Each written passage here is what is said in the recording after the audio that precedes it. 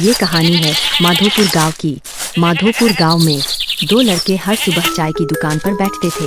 रमजान और वीरू दोनों बचपन के दोस्त थे। दोनों बेरोजगार। गांव वाले ताने मारते थे। अरे तुम दोनों से कुछ नहीं होगा।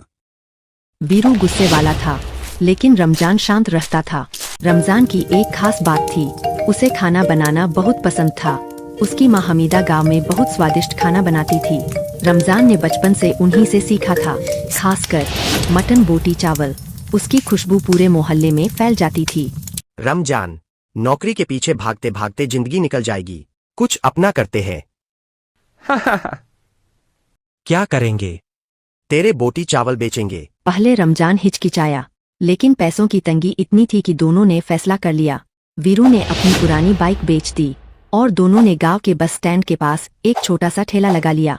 नाम रखा दो दोस्त बोटी चावल। पहले दिन सिर्फ 11 प्लेट बिकी, लेकिन दूसरे दिन 20 प्लेट, फिर 50, फिर पूरा गांव आने लगा। ऐसा स्वाद कभी नहीं खाया। रमजान सुबह 4 बजे उठकर मसाले तैयार करता, मटन पकाता, चावल दम पर रखता। वीरू ग्राहकों को संभालता। धीरे धीरे दोनों की जिंदगी बदलने लगी। एक दिन शहर का यूट्यूबर निखिल चौबे वहां आया। उसने वीडियो बनाया, भारत का सबसे स्वादिष्ट देसी बोटी चावल। वीडियो वायरल हो गया। अगले ही हफ्ते शहर से लोग आने लगे। लंबी लाइनें लगने लगी। वीरू बहुत खुश था। अब हम बड़ा होटल खोलेंगे। रमजान मुस्कुराया। उसे सिर्फ खाना बनाना पसंद था। कुछ महीनों में अच्छी कमाई होने लगी। वीरू बदलने लगा। अब वह महंगे कपड़े पहनता, शहर के बड़े लोगों से मिलने लगा। लेकिन रमजान अभी भी वही साधारण इंसान था। एक रात वीरू बोला, देख रमजान, बिजनेस दिमाग से चलता है, सिर्फ स्वाद से नहीं। लेकिन लोग आते तो स्वाद के लिए ही है। वीरू चुप हो गया, लेकिन उसके मन में पहली बार जलन पैदा हुई। एक दिन रमजान बीमार पड़ गया।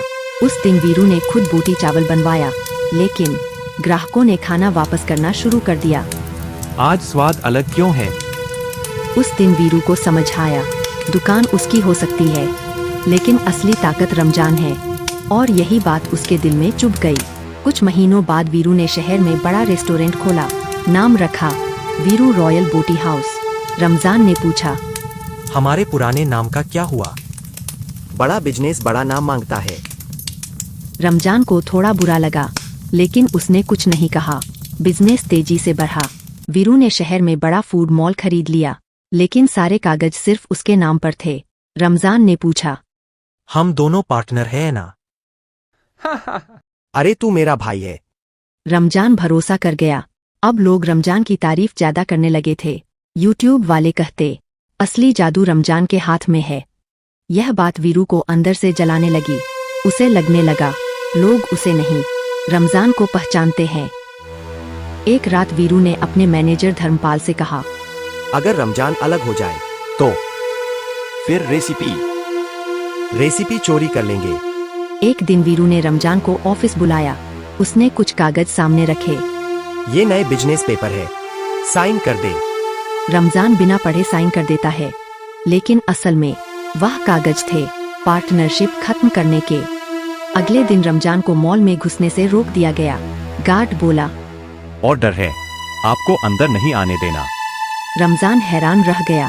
तभी वीरू सामने आया। अब इस बिजनेस से तेरा कोई रिश्ता नहीं। रमजान की आंखें भर आईं। लेकिन ये रेसिपी। वीरू ठंडे स्वर में बोला, अब सब मेरा है। शुरू में सब ठीक चला, लेकिन धीरे धीरे स्वाद बदलने लगा, क्योंकि असली मसालों का संतुलन सिर्फ रमजान जानता था। ग्राहक शिकायत करने लगे। यूट्यूब पर बुरे रिव्यू आने लगे। उधर रमजान गांव लौट आया। उसकी माँ हमीदा बोली, बेटा दुख मत कर। अम्मी, मैंने दोस्त खो दिया। उसकी आंखों में पैसे खोने का दुख नहीं था, दर्द दोस्ती टूटने का था। मॉल में ग्राहक कम होने लगे, कुक बदलते गए, लेकिन स्वाद वापस नहीं आया। वीरू तनाव में रहने लगा। बैंक का कर्ज बढ़ गया। एक दिन फूड ब्लॉगर निखिल फिर आया। उसने साफ कहा, वीरू सच बोलो, तुम्हारा बिजनेस सिर्फ रमजान के स्वाद पर खड़ा था। यह बात वीरू के दिल में तीर की तरह लगी।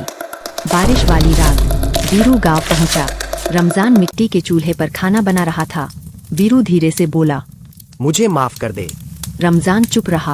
वीरू रो पड़ा। मैं लालच में अंधा हो गया था।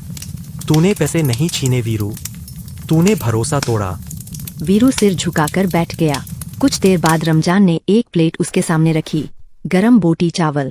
वीरू पहला कौर खाते ही रो पड़ा। उसे पुराना समय याद आ गया। 6 महीने बाद माधोपुर में नया बोर्ड लगा, 2 दोस्त बोटी चावल। इस बार नाम के नीचे लिखा था, स्वाद से बड़ा रिश्ता होता है। वीरू काउंटर संभालता था और रमजान फिर से चूल्हे पर खड़ा था। लोग फिर लाइन लगाकर आने लगे, लेकिन अब दोनों समझ चुके थे पैसा दोबारा कमाया जा सकता है, लेकिन सच्ची दोस्ती नहीं।